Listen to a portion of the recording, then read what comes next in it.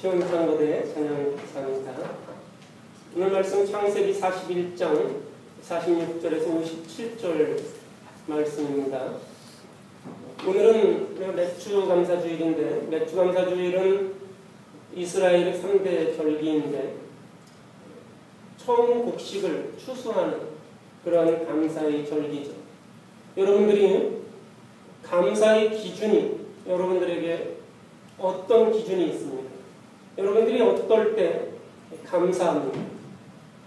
오늘 그 말씀 우리 요셉의 이야기인데 잠언 16장 4절 말씀에 보면 이런 말씀이 있습니다. 여호와께서 온갖 것을 그 쓰임에 적당하게 지으셨나니 악인도 악한 날에 적당하게 하셨느니라. 이런 말씀이 있습니다. 사람을 포함해서 이 세상의 모든 것을 하나님이 쓰시기 위해서 지으셨고 그 모든 것을 적당하게 쓰신다는 그러한 말씀입니다. 심지어는 악인까지도 하나님께서 목적이 있으셔서 사용하신다는 것이죠. 이 말씀을 보면 세상의 나쁜 사람도 하나님이 쓰실 일이 있기 때문에 이 나쁜 사람도 만드셨고 또 목적대로 사용된다는 것을 우리가 알 수 있습니다. 사람뿐만 아니라 이 세상에 일어나는 모든 일들, 그런 것들이 하나님이 하시는 그런 섭리 밖에서 일어나는 일이 대부분입니다. 즉 그 이야기는 하나님이 쓰시는 도구가 모든 것이 된다는 것이죠. 우리가 보기에 좋지 않은 것들, 어떤 재난이나 사고나 질병이나 전쟁이나 흉년, 이러한 것들도 하나님이 쓰시는, 사용하시는 도구라는 겁니다. 하나님께서 또 특별히 하나님의 뜻대로 우리를 부르셔서 협력해서 선을 이루게 하신다고 또 그렇게 말씀하시기도 합니다. 오늘 창세기 41장에 보면 요셉의 시대에 아주 큰 그러한 기근이 들었다, 이렇게 말하고 있습니다. 흉년이 들었다는 것, 얼마나 비참한 일인지. 사람이 전쟁으로 인해서 총에 맞아 죽고 병들어 죽고 사고를 만나서 죽는 것, 이러한 것들도 비참하지만 살아있는 사람이 먹을 것이 없어서 굶어 죽는다고 생각해 보십시오. 그 어떤 것보다 비참한 일이 없습니다. 요셉이 살던 그 시대에 전 세계적으로 기근이 들어서 온 지면에 기근이 있었다고 성경은 그렇게 말하고 있습니다. 애굽 땅뿐만 아니라 이집트뿐만 아니라 세계 모든 곳에 흉년이 들어서 먹을 것이 없는, 그래서 사람들마다 굶어 죽지 않으려고 자기 돈을 다 가져다가 먹을 것을 사는데 급급한 그러한 모습을 볼 수 있습니다. 현대의 기후학자들도 극단적인 그런 예를 들면서 이제 기후변화로 인해서 식량이 없어진다든지 또 기후변화로 인해서 삶의 환경이 바뀌게 되는 것을 경고합니다. 먹을 것이 없어서, 우리가 지금 상상이 되지 않지만 먹을 것이 없어서 굶다가 죽게 된다면 얼마나 그것이 비참합니다. 내가 돈이 아무리 많아도 이 돈을 가지고 1억을 줘도 쌀 한 토를 살 수 없다면 어떻겠습니까? 요셉의 시대에 이렇게 큰 기근이, 흉년이 들었는데 그 기근마저도 하나님께서 쓰셔야 했다는 것을 성경은 말합니다. 이것을 어떻게 하나님이 사용하셨냐면, 먼저는 야곱의 가족들, 야곱과 그 가족들이 가나안 땅에서 애굽으로 옮기는데 이 기근을 사용하셨습니다. 하나님은 일찍이 야곱에게 약속해 주셨는데 어떤 약속을 하나님이 하셨습니까? 큰 민족을, 너희로 하여금 큰 민족을 만들어 주겠다, 이 약속을 하나님이 하셨어요. 내가 너에게 큰 민족을 만들어 주겠다. 그런데 이때까지 야곱의 가족은 76명밖에 되지 않았습니다. 하나님이 야곱에게 약속해 주셨는데 내가 너희에게 너희 이 가정을 이 땅에서 가장 큰 민족으로 만들어주겠다. 그렇게 이야기했는데 야곱이 죽을 때가 다 됐는데도 야곱의 가족은 76명밖에 되지 않았습니다. 그리고 또 야곱이 살고 있는 가나안 땅은 결코 살기 쉬운 땅이 아니었고 그곳 사람들 역시 우호적이지 않습니다. 우리가 어떤 다른 도시로 이사를 가서 살게 되면 그 도시가 나에게 살기 좋은지 우호적인지 이런 것들을 우리가 알 수 있습니다. 가나안 땅은 절대로 살기 쉬운 곳이 아닙니다. 우호적이지 않습니다. 그리고 무엇보다도 가나안 땅에는 우상 숭배가 넘쳐나서 그곳에서 안전하게 살기 위해서는 가나안 사람들처럼 우상을 섬겨야 되는 그러한 상황에 처해 있는 것이죠. 우리가 다른 사람과 내가 다르다는 것을 우리 사람들은 참 인정하기를 어려워합니다. 다른 사람과 내가 다르다는 사실을 인정하는 것을 우리는 굉장히 어려워요. 우상 숭배가 만연하는 곳에, 우상 숭배가 넘치는 곳에, 그곳에서 안전하게 살려면 다른 사람들처럼 우상을 섬겨야 되는 것이죠. 그런 그 야곱의 가족들의 형편, 이러한 것이 있기 때문에 이스라엘 민족을 약속대로 번성케 해주고 또 그들이 가진 신앙을 순수하게 지키기 위해서 하나님께서는 미리 애굽을 준비하고 계셨던 겁니다. 애굽은 그 당시에 세계에서 가장 기옥한 그러한 땅이 있었고 야곱의 가족들이 가서 번성하기에 아주 적합한 그러한 곳이었습니다.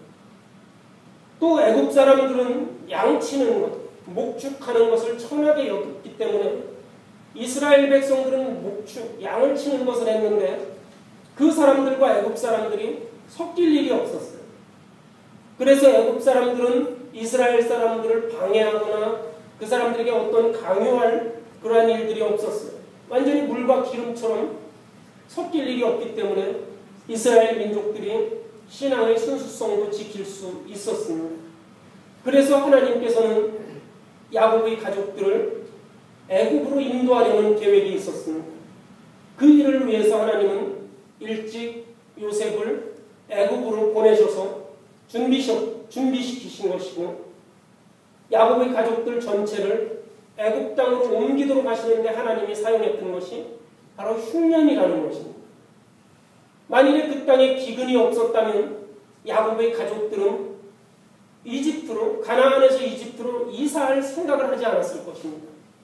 왜냐하면 야곱은 이집트에 가본 적도 없고 가고 싶지도 않았고 지금 살고 있는 가나안이 가장 좋은 땅처럼 여겼습니다.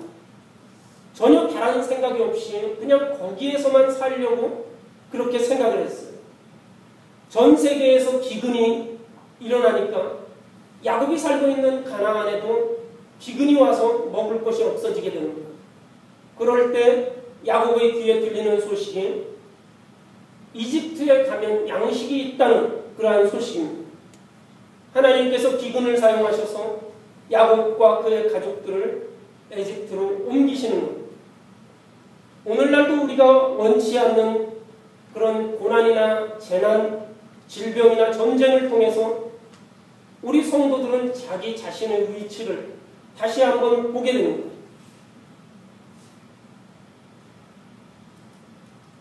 한국에서 잘 살던 사람들이 여러 가지 실패와 어려움을 겪어서 이민을 오게 되는 사람들을 보게 됩니다.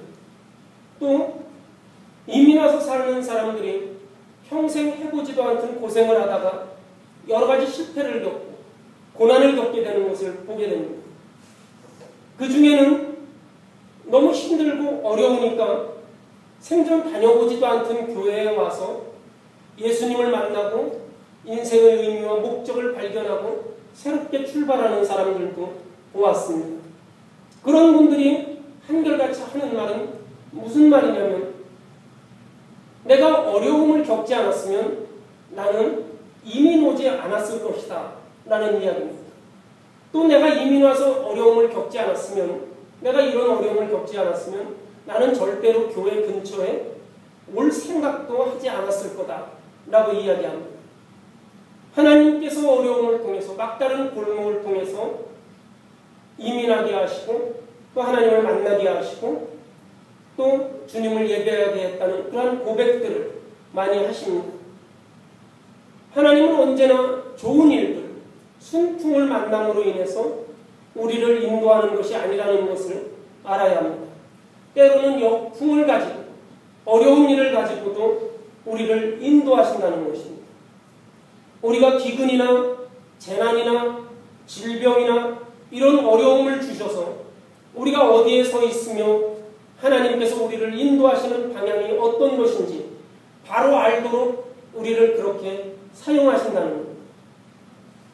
또 두 번째는 하나님은 기근을 통해서 요셉의 꿈이 이루어지도록 하셨습니다.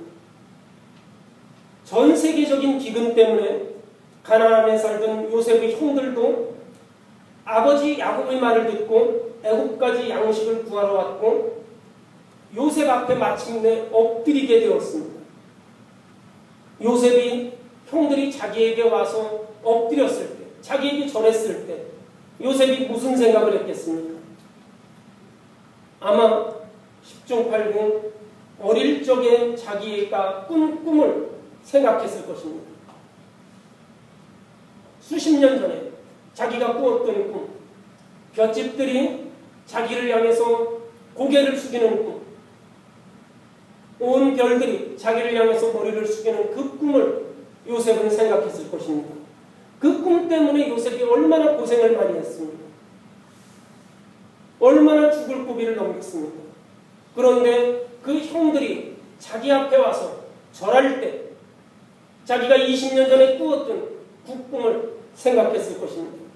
그 꿈이 어떻게 이루어졌습니까? 흉년이 아니었으면 요셉의 형들이 요셉 앞에 와서 엎드려 절하는 일이 생길 리가 없습니다. 결국 이 기근으로 말미암아서 하나님께서는 야곱의 마음을 움직이셨고 그 아들들로 하여금 평생 살려고 생각했던 가나안을 떠나서 애굽 땅으로 오도록 그 발걸음을 인도하신 겁니다. 그뿐만 아니라 요셉에게 있어서는 20년 전에 가졌던 그 꿈이 이루어지는 그러한 역사가 일어나게 된 것이죠. 요셉의 꿈을 이루는데 하나님이 이 기근을 사용하신 것입니다. 오늘날도 마찬가지입니다.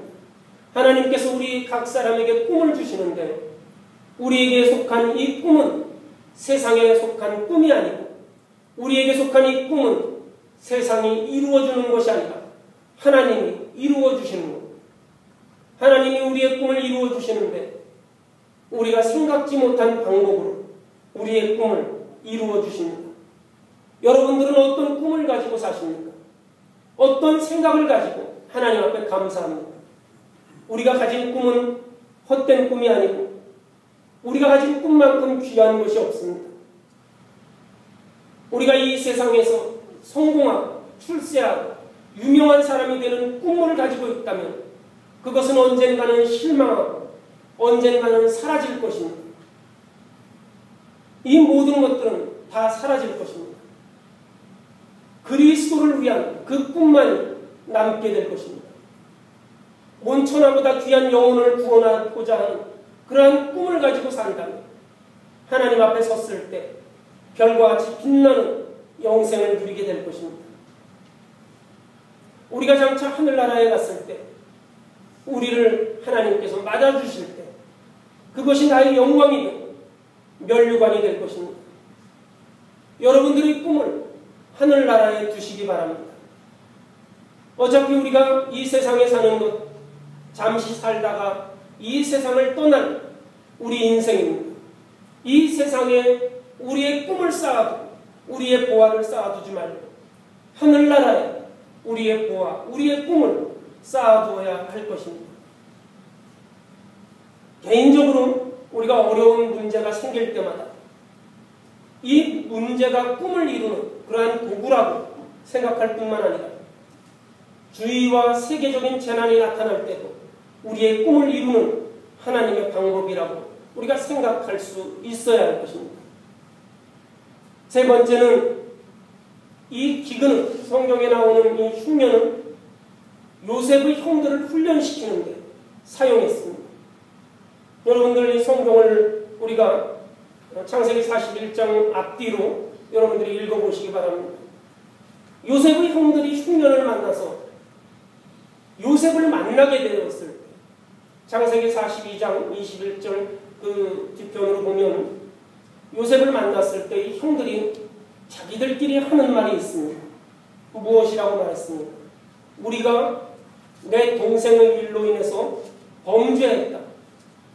그가 우리에게 애걸할 때 그 마음의 괴로움을 보고도 듣지 아니하였으므로 이 괴로움이 우리에게 임했다. 이렇게 말합니다. 동생 야곱을 시기해서 야곱을 그 웅덩이에 빠뜨리고 그 야곱을 에집트의 노예상인에게 팔아버렸는데, 그때 그 야곱이 형들에게 형 나를 살려주세요. 내가 앞으로 형들의 말을 잘 들을 테니까 나를 버리지 말라고 사정사정했는데, 그때 야곱의 이야기를 듣지 않고 그를 그냥 팔아버렸습니다. 그런데 이 사람들이 이제는 애굽에 왔다가 자기의 막내 동생까지 그 애굽 땅에 빼앗기게 되었을 때 이 사람들이 그렇게 이야기하는 거죠. 20년 전의 일을 기억하게 되는 거죠. 그때 우리가 동생이 말했던 그 괴로움, 그의 부탁을 듣지 않고 그렇게 있다가 그것을 그냥 흘려보냈더니 이제는 우리가 이 괴로움을 당한다. 이렇게 이야기하는 겁니다. 요셉의 형들이 자기 집에 있을 때는, 가나안 땅에 있을 때는 전혀 하지 않았던 말입니다. 어떻게 보면 이 사람들은 20년 동안 동생을 없애버렸다는 그 끔찍한 그 생각 때문에 서로 그것을 이야기하지 않았을 수도 있습니다. 하지만 그 사람들이 아무런 염려가 없이 20년 동안 살았을 때는 그 일이 생각나지 않았어요. 요셉의 일이, 요셉을 노예로 팔아버렸던 그 일이 생각나지 않았습니다. 그런데 어려움을 겪게 되니까 그 일이 생각나는 거예요. 그때 우리가 동생의 그 부탁을 듣지 않았더니 지금 우리가 이런 괴로움을 겪게 되는 거예요. 생각하는 것입니다. 요셉은 사라졌고 다시는 요셉을 만날 일도 없고, 아버지 야곱도 그 일을 모르니까 형들이 자기들끼리 20년 동안 감추어두고 누구에게도 얘기하지 않았던 그러한 일입니다. 그 일에 대해서 이야기하는 사람이 아무도 없었습니다. 그런데 흉년이 와서, 기근이 와서 가기 싫은 길이지만 가나안을 떠나서 아버지의 재촉으로 인해서 애굽 땅에, 에집트에 가게 되었고, 그곳에서 요셉을 만나게 되었을 때 숨겨놓았던 자기들의 죄를 생각하게 된 것입니다. 아우에게 했던 그 죄악으로 받는 그러한 보응이 아니냐고 자기들끼리 이야기를 하게 되는 겁니다. 요셉을 통해서 하나님은 이 형들을 훈련시키시고 완전히 회개하게 합니다. 흉년이 아니었으면, 먹을 것이 없어서 가나안 땅에서 애굽으로 오지 않았으면 요셉의 형들은 자기 자신을 돌아보지 않은 채로 평생을 그렇게 살다가 말았을 것입니다. 흉년 때문에, 먹을 게 없기 때문에 가나안에서 에집트로 가면서 이 형들은 자기의 죄를 돌아보게 된 것입니다.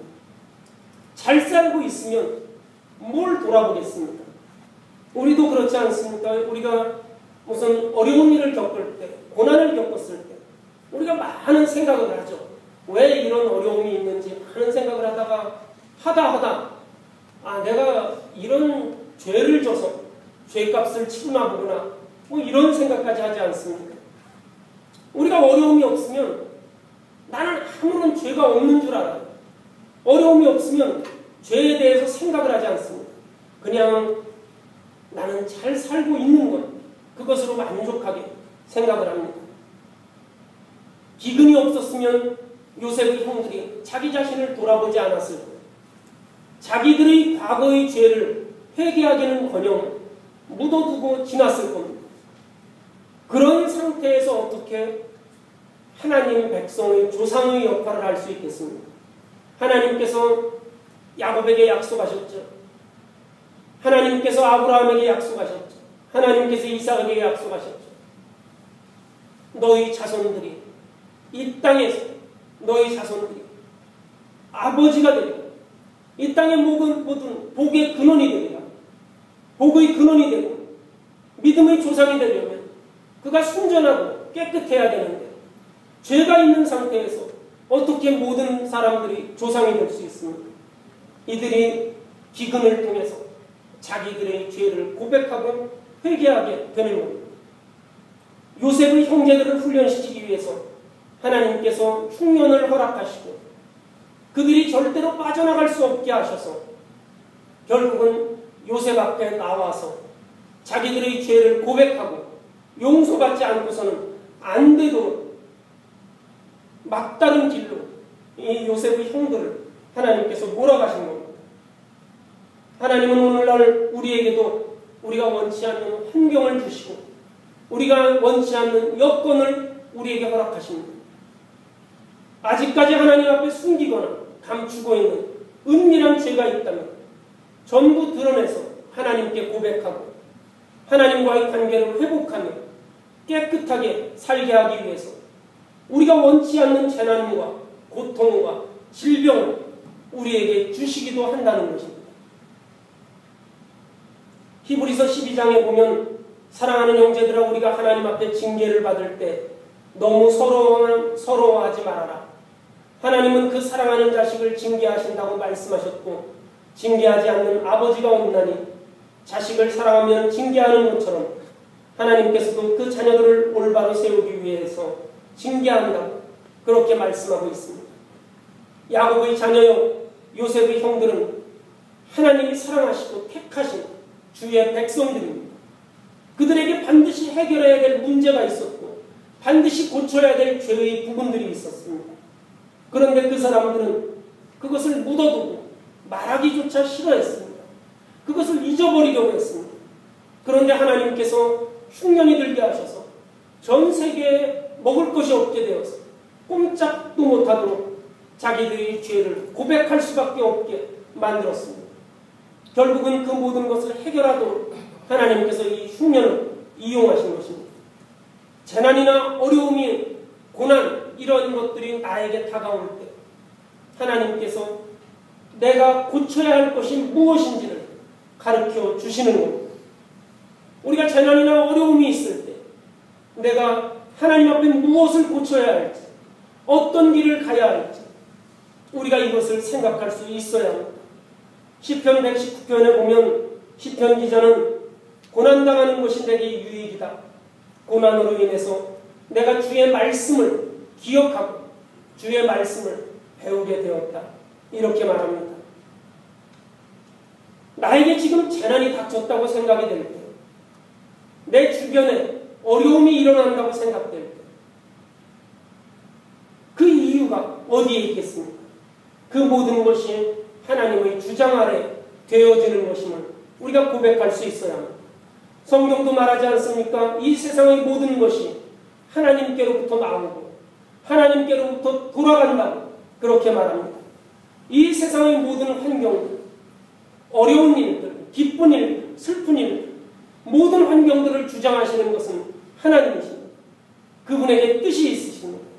우리에게 기쁨도 주시지만 우리에게 슬픔도 주십니다. 우리에게 좋은 일, 쉬운 일도 주시지만 우리에게 어려운 일도 주십니다.